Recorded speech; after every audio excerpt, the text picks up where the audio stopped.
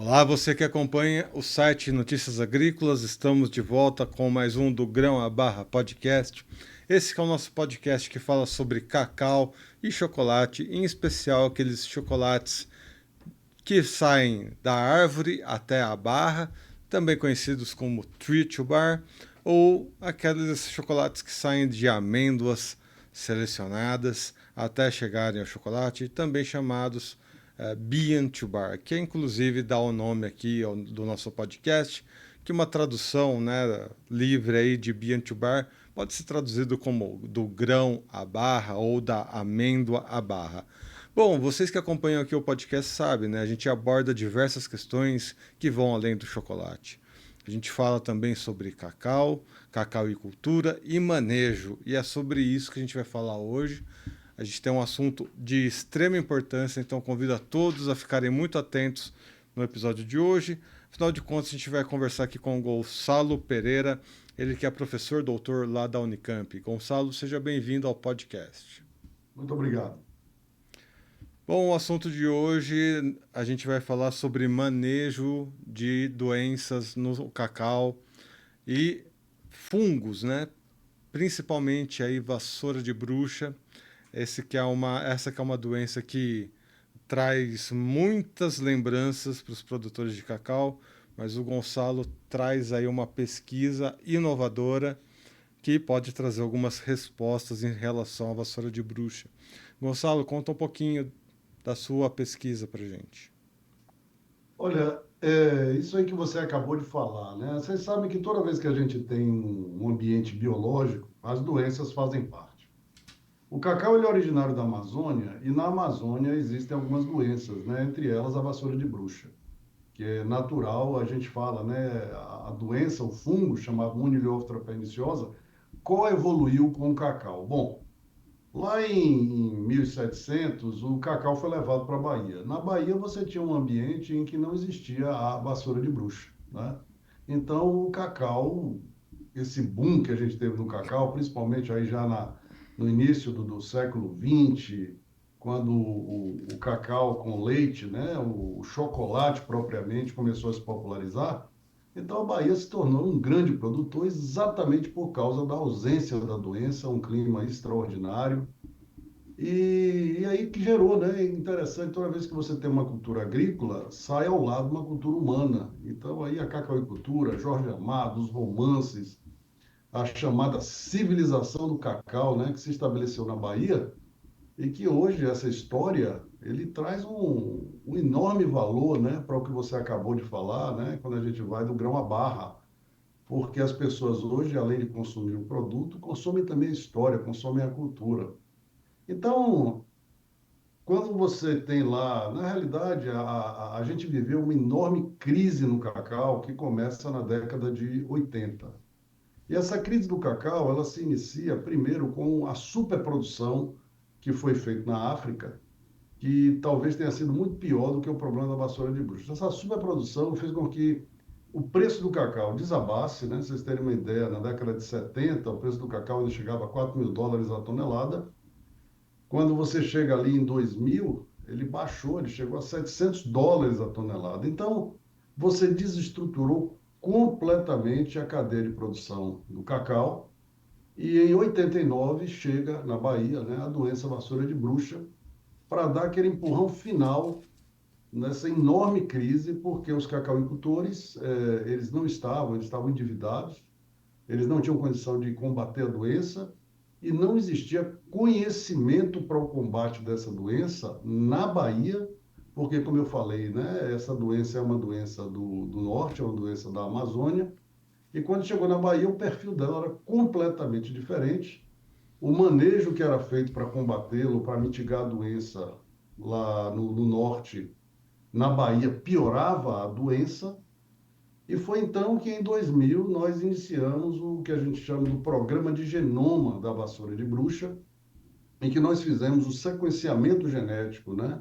Tanto da planta como do fungo, e principalmente da interação entre esses dois organismos, para entender como é que a doença atuava, qual era a estratégia da doença, e a partir daí buscar estratégias de de mitigação e combate, no que a gente acabou tendo muito sucesso, e eu posso explicar um pouco mais, mas hoje a gente tem soluções químicas, a gente tem possibilidade de manejo para mitigar o problema. Então, eu diria que hoje a cacauicultura ela tem uma segurança muito maior do que ela tinha quando você teve o boom do cacau, né? Uma segurança muito maior, mas, não há dúvida, temos agora também novos desafios que não são pequenos. Bom, antes da gente explicar a parte do sequenciamento, do genoma, vamos trazer para o pessoal, né?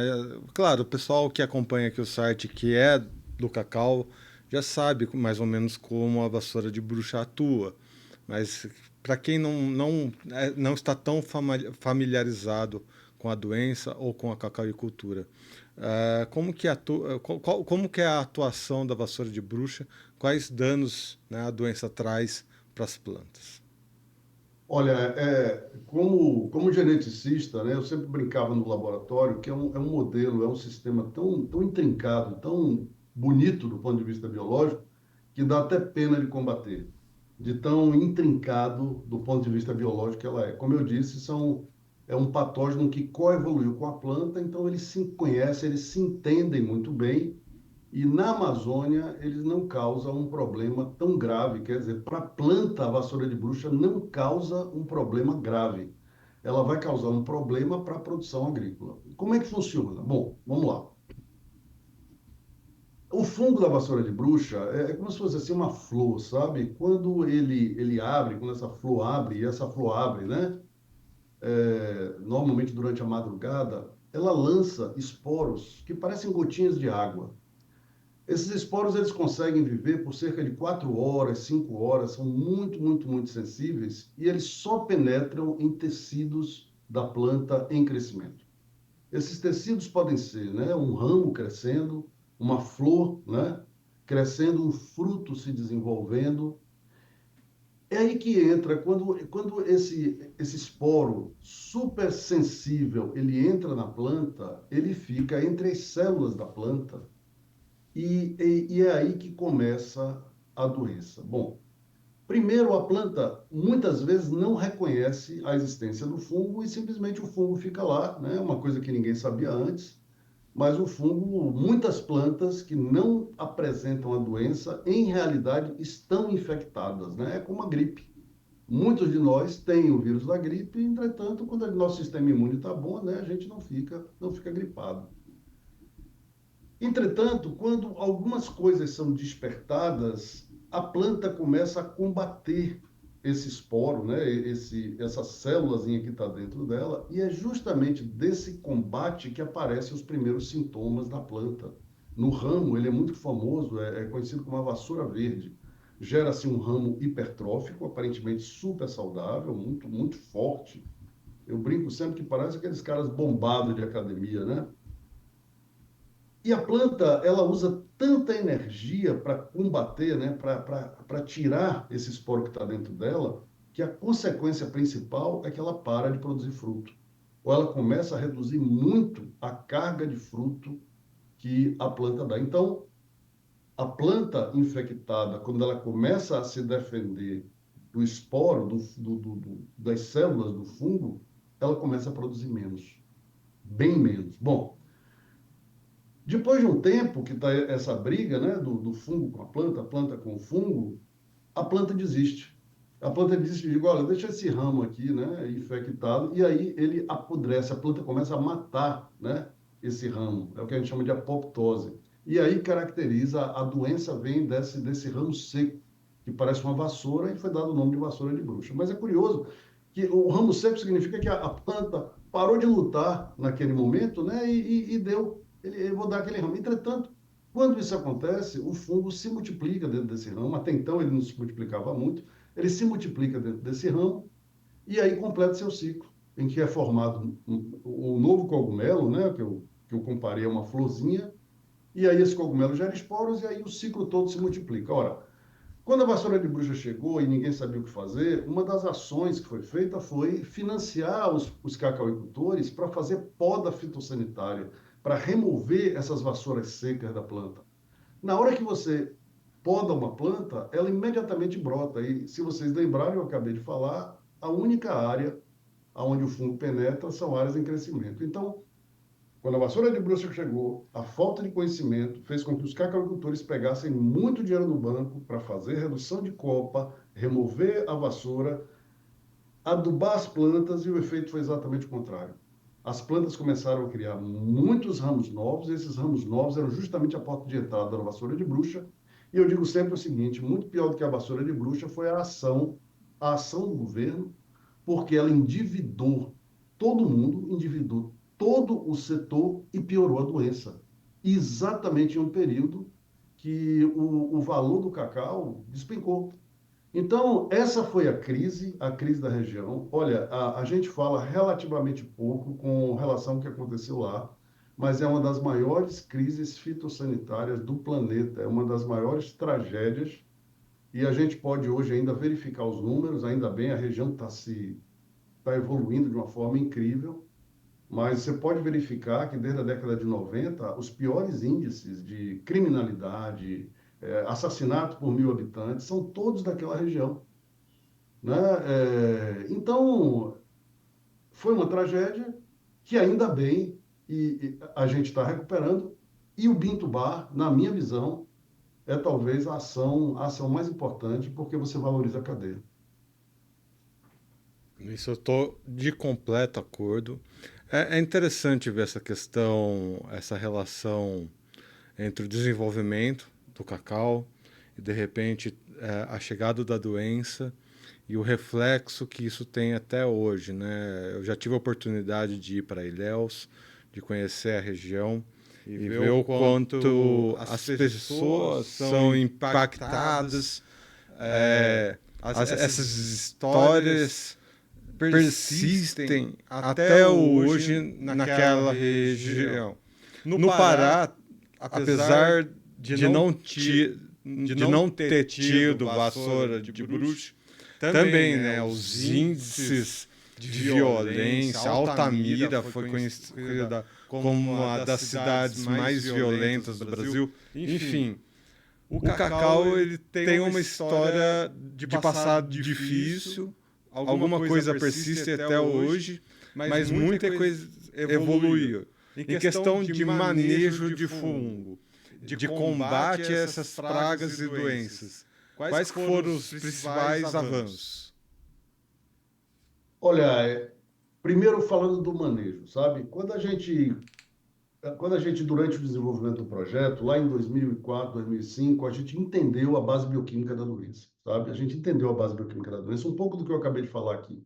E, curiosamente, a gente encontrou um cacauicultor, o Edivaldo Sampaio. Olha, o Edivaldo Sampaio parecia que tinha lido as coisas que a gente tinha escrito, porque ele fez um manejo que era completamente diferente do que se utilizava lá na região, e era exatamente o que funcionava. Eu vou tratar só aqui de duas coisas importantes.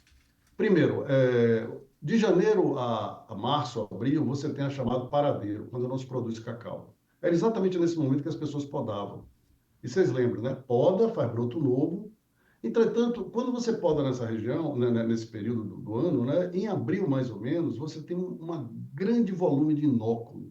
Então, essa poda feita no paradeiro, que era a tradição da região, estava justamente ampliando, né, amplificando a doença. O que é que esse cacauicultor fez? Ele começou a podar de setembro a dezembro, quando as plantas ainda estão carregadas, ninguém podava nessa região, e com isso, quando você tem a maior pressão de inóculo, né, as plantas estão saudáveis. Estão maduras, né, estão com os anos maduros. Um segundo ponto muito importante, ele fazia calagem. Não existia calagem na região. Hoje em dia, se você for ver, a calagem é uma das coisas mais importantes no combate da doença. Então, e o terceiro, né, ele jogava uma carga nitrogenada muito grande no início das chuvas, lá em abril, que a gente também viu, não dá para explicar aqui em detalhe, mas transportadores de nitrogênio da planta são centrais no combate à doença. Bom, então, do ponto de vista de manejo, eu diria hoje que essas três ações são talvez as mais importantes. Entretanto, aí descobriu o seguinte, como eu falei antes, né, o esporozinho muito sensível, ele entra na planta, fica ali na planta, a planta tentando atacar ele se defendendo. Nós descobrimos que essa defesa que o fungo tinha contra o ataque da planta dependia de uma enzima específica, uma enzima chamada metanol oxidase. O que é que essa enzima faz, né? É como se o fungo ele tivesse dois pescoços, um pescoço grosso e um pescoço fininho. Quando o fungo ataca a planta tenta engarguelar, sabe? Engarguelar o fungo através do pescoço grosso. Então ela joga muita energia, como se fosse um lutador de MMA, né? Para estrangular aquele fungo. Entretanto, a planta não percebe que ele tem um outro pescocinho. Então, enquanto ela está ali acabando sua energia, né, para matar o fungo, ele continua respirando tranquilamente. E essa via alternativa, né, é chamada a oxidase alternativa. Bom, os fungicidas aplicados, eles também, eles tinham como estratégia pegar esse pescoço grosso da planta. Mas a gente descobriu esse pescoço fino, e aí a gente percebeu, primeiro a gente desenvolveu fungicidas, né? Desenvolveu moléculas para atacar também esse pescoço fino, né? Esse pescocinho. E aí nós demos uma sorte muito grande porque eu observei que uma molécula que existia no mercado, né? Que era o nematicida, vendido como nematicida, na realidade tinha o mesmo desenho molecular da molécula que nós tínhamos desenvolvido para combater a doença. Então, nós começamos a aplicar no campo, né, experimentalmente, uma combinação, né, das chamadas azoxastrobina, que pega o pescoço grosso, com essas benzamidas que pegam esse pescoço fino. E bingo! Quando a gente aplicou as duas coisas, o efeito foi simplesmente extraordinário. Tem uma outra doença e emergente, a chamada monilíase, que é causada por um parente muito próximo do Moniliophthra perniciosa, né, o chamado Moniliophthra horeri. Nós fizemos testes nos Estados Unidos, porque logicamente a gente não podia trazer para o Brasil a doença, e aparentemente essa combinação de fungicidas funciona também para ele, e a gente ainda não testou, porque mas para a vassoura de bruxa eu diria que a gente hoje tem controle químico, né? Algumas pessoas que têm usado de forma ainda experimental, e as empresas estão trabalhando para conseguir tornar esse produto, né, registrado para o cacau, eu tenho pouca dúvida de que isso. E o bom é que são produtos de baixíssimo efeito negativo, né, colateral. E como o uso é do BIM, né, quer dizer, quem conhece o cacau sabe, você pega o fruto é um fruto resistente, não entram moléculas dentro dele, depois você tem todo um processo de beneficiamento, de forma que trata-se de uma combinação que não tem impacto, né, na qualidade do alimento. Esse é um ponto importante para a gente trazer para as pessoas, porque não sei se todos têm esse conhecimento, porque os fungos, né, eles não são plantas, eles são uma outra categoria, né, de seres vivos. Tem é um reino específico, né, biológico. Não é animal, não é mineral e não é vegetal, né? O universo dos fungos é muito específico. Então, esse tipo de manejo de resistência, esse manejo de encontrar realmente elementos que vão ter eficiência contra, né, essas doenças é de fundamental importância. E é importante ter esse conhecimento, professor, porque, afinal de contas, como você comentou no início da conversa, é uma doença que estava já lá na floresta, né?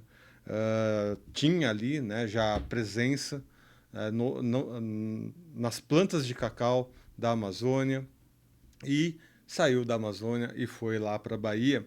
E o medo, né, o temor, hoje em dia a gente conhece mais, né, sobre segurança alimentar, né, no geral, e esse combate para evitar, né, que as doenças transitem. Mas existe um temor, né? A gente sabe o quanto a Amazônia tem sido impactada por mudanças climáticas, pelas queimadas, pelas devastações que acabam acontecendo lá na floresta, enfim. Coisas que estão paradas lá naquela floresta e que em algum momento podem sair dali do controle. O que esse histórico, né, de conhecimento com vassoura de bruxa, monelíase, pode trazer para combate, né, desses possíveis outros vetores?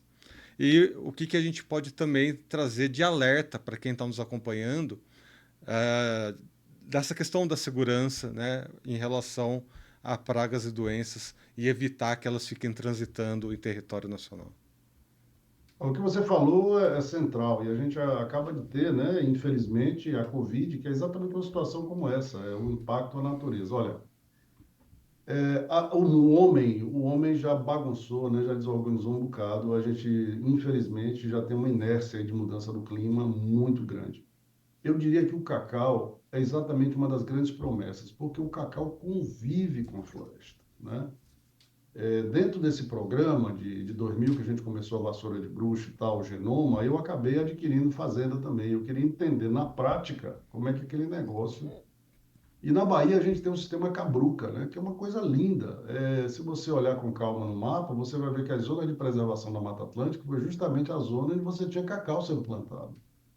Eu acredito sinceramente que o grande impacto que a ciência pode trazer é em melhorar esse sistema Cabruca. Porque com a entrada da vassoura de bruxa, o que aconteceu é que, como eu expliquei no início, a planta perde energia tentando combater a doença. E ao perder essa energia, ela precisa de fazer mais fotossíntese.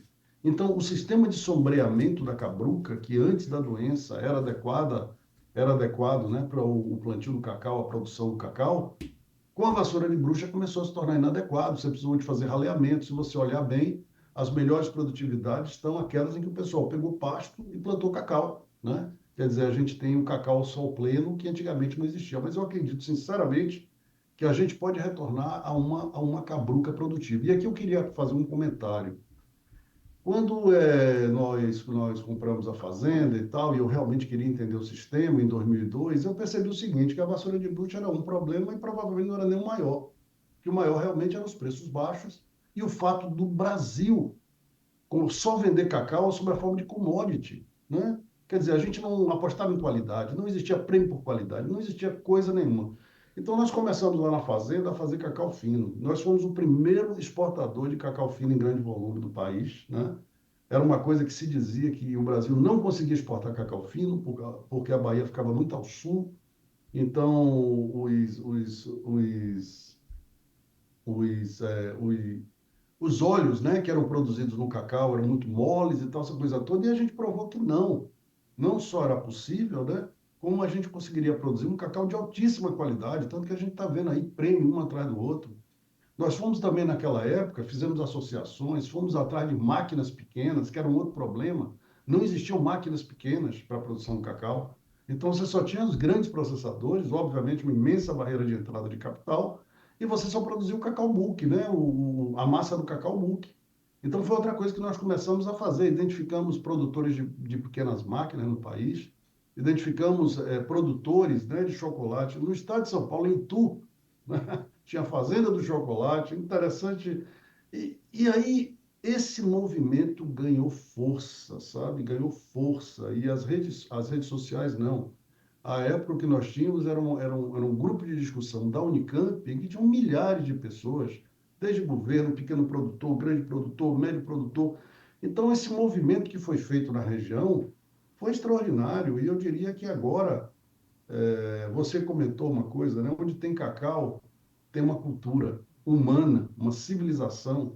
Na Bahia, né, se fala muito da civilização do cacau e você percebeu claramente que embora o cacau, se você olhar com calma, do ponto de vista assim, econômico, tem outras atividades econômicas importantes na região, mas na prática é o cacau. Tem até um caso interessante, uma pessoa que fez um restaurante lá, que ficou muito famoso e tal, papai, mas ninguém respeitava ele direito. Para respeitar ele direito, ele teve que comprar uma fazenda de cacau e se tornar cacauicultor. Então, é uma cultura muito forte. E essa cultura muito forte hoje, ela pode ser embalada, né? Embalada na história que vem do Binto Bar. E esse é o futuro, porque novas gerações estão vindo com novas cabeças, com novos pensamentos.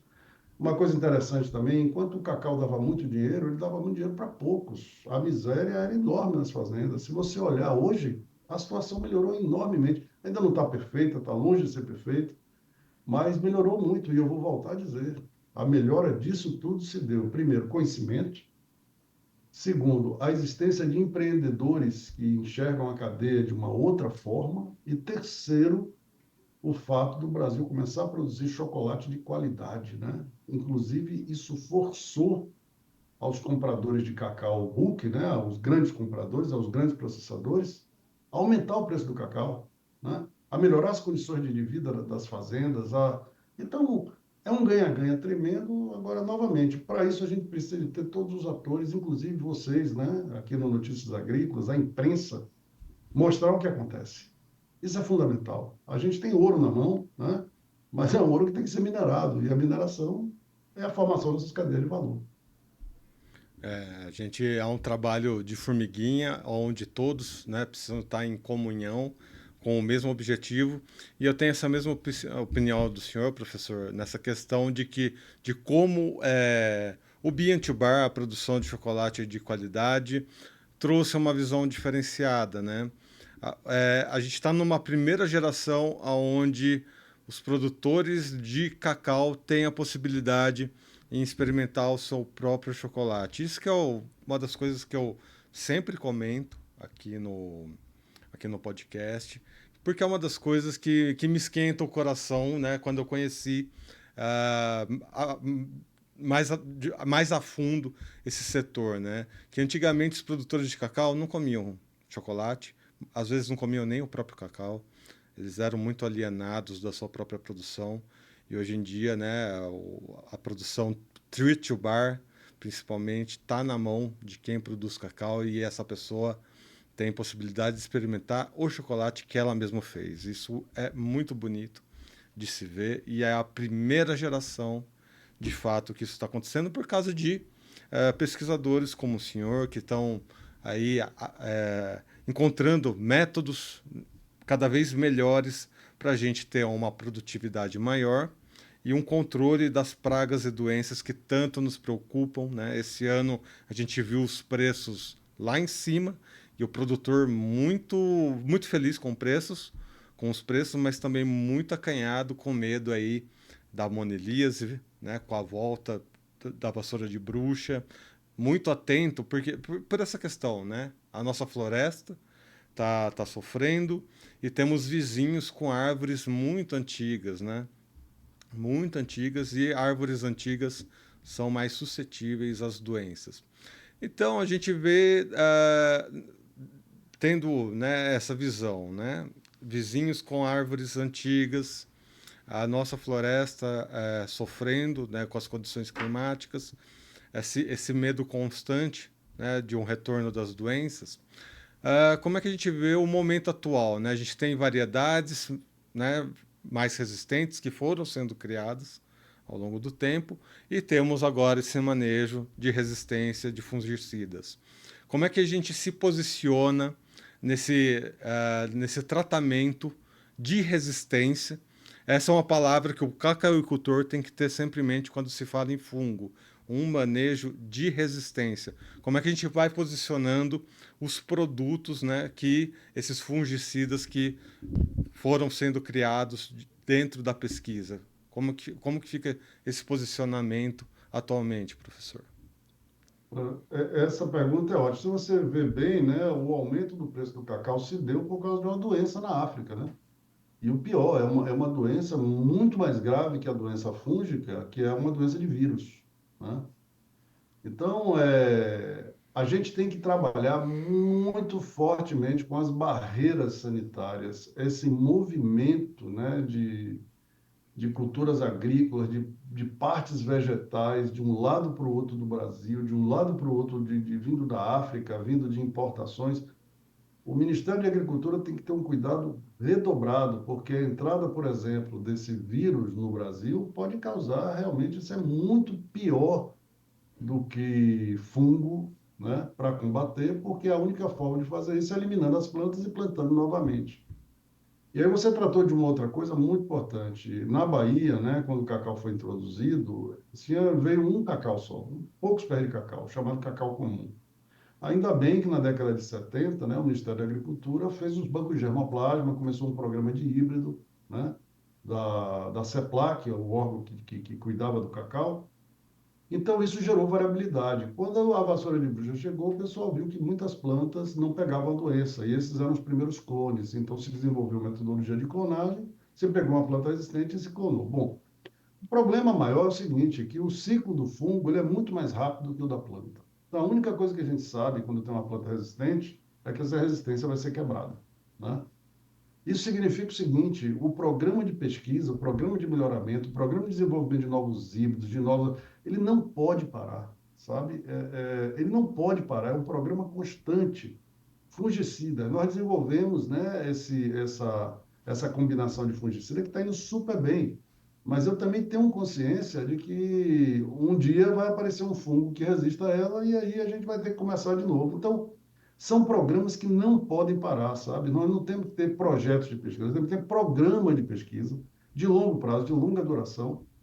E, obviamente, esses programas eles só existem quando existe uma razão econômica por trás. E agora essa razão está aí, né? Durante esse período todo, se descobriu cada vez mais os benefícios para a saúde do cacau, né? Se você olhar com calma, você vai ver que boa parte da Ásia começa a consumir cacau agora e o potencial de consumo do cacau é simplesmente explosivo, né? É simplesmente explosivo. Então, é uma cultura fantástica, associada aos deuses, né? Lá no México, e daí o próprio nome, Theobroma cacau, o nome da espécie, que é comida dos deuses. É uma planta fantástica, bioquimicamente inacreditável a quantidade de moléculas benéficas que ela possui. E a única forma que a gente tem realmente de preservar, de fazer novos fungicidas, de fazer novos controles químicos, fazer controles biológicos, né? Tem uma infinidade de possibilidades que a gente tem, mas essas infinidades de coisas não caem do céu, né? Precisam de programas claros, de programas bem estruturados. Olha, eu fico muito feliz em ver o seguinte, sabe? Inclusive agora, nesse exato momento, lá na fazenda em Ilhéus, tem um grupo de 4 doutorandos que são hoje em dia orientados do meu orientado, que em 2008, né, foi também à fazenda, ainda como doutorando, estudar o cacau, se apaixonou pela cultura e agora a gente tem uma nova geração de pesquisadores trabalhando, né, continuando o programa e precisa de muito apoio do setor público, dos produtores de cacau. Os produtores eles têm que se organizar, né? Por exemplo, na produção de soja, você tem produtores organizados que financiam a pesquisa da soja, né? Que financiam a pesquisa da soja. O cacau precisa agora de entrar nesse novo momento. É uma planta muito valiosa, tem muita gente muito qualificada. Está na hora de se organizar para definir o caminho da política. Quero reforçar esse ponto, você que está nos ouvindo ou nos assistindo. Esse é um ponto muito importante, pessoal. A gente está com um ouro na mão e a gente precisa cuidar desse ouro, né? E a gente está num momento, né? Vou aproveitar a presença do professor aqui. O professor é um cientista. A gente está no momento de preservar a nossa ciência, né? Citamos germoplasma aqui no meio da nossa entrevista, citamos a evolução científica por trás do manejo no cacau, no manejo dos fungos. Tudo isso não foi uma pessoa que fez, foram várias pessoas e isso não pode parar. Então você que está nos ouvindo, cobre dos seus governantes, cobre dos políticos, para que germoplasmas não se percam, para que institutos de pesquisa não parem, né, não parem os seus trabalhos, não parem os seus laboratórios, não parem. Isso vale para cacau, vale para café, vale para qualquer outro commodity, qualquer outra cultura agronômica, porque se o Brasil tem a ambição de, em 2030, alimentar de forma sustentável o mundo inteiro e a sua nação, a sustentabilidade tem que fazer parte e o cacau, ele colabora e muito para a sustentabilidade. A gente citou aqui, né? O cacau está no meio da floresta, está no meio das matas, está no meio da cabruca e agora também dá para se produzir em outras áreas de sol a pino, né? A pleno sol. Então, preservem professores, preservem a ciência.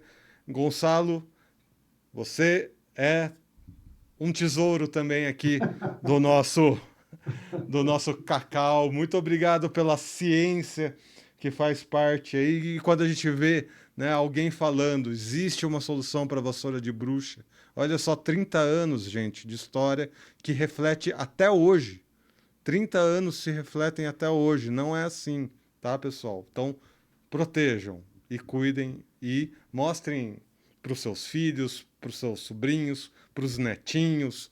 Mostre para os jovens, mostrem o professor Gonçalo para os jovens. Distribuam a mensagem para o cacau continuar essa maravilha, fazendo excelentes chocolates, mostrando para o mundo que a gente produz e produz muito bem.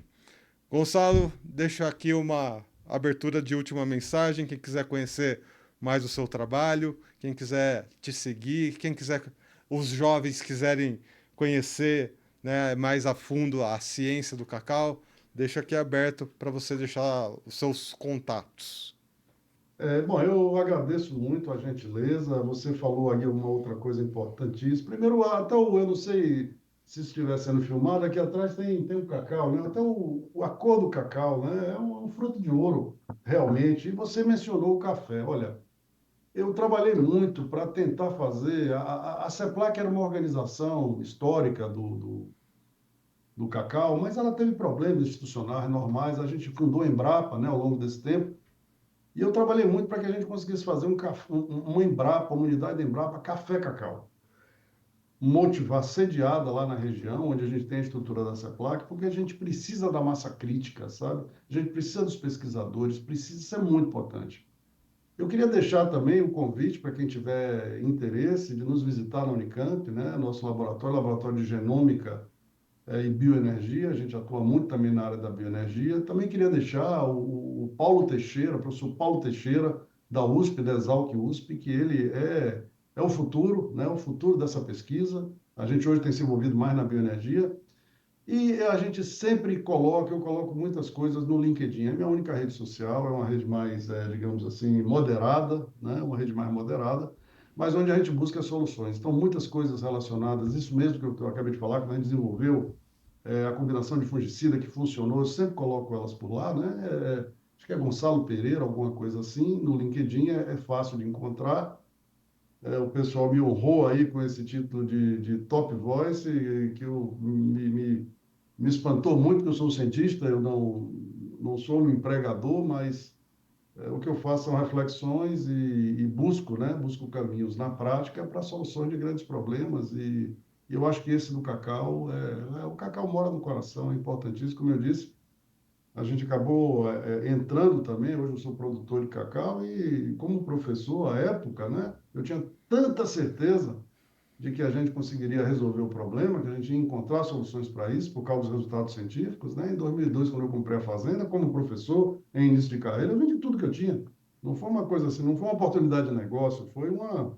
Né? Minha esposa quase se separou de mim, porque eu realmente acreditava. E hoje estou muito feliz em ver que isso virou realidade. Por quê? Porque a gente tem uma nova geração, pessoas aí como vocês, né? Aí dos Notícias Agrícolas, que acreditam, e é isso, pessoal. Estou muito feliz, honrado aí pela possibilidade de bater esse papo e fico à disposição. Muito obrigado.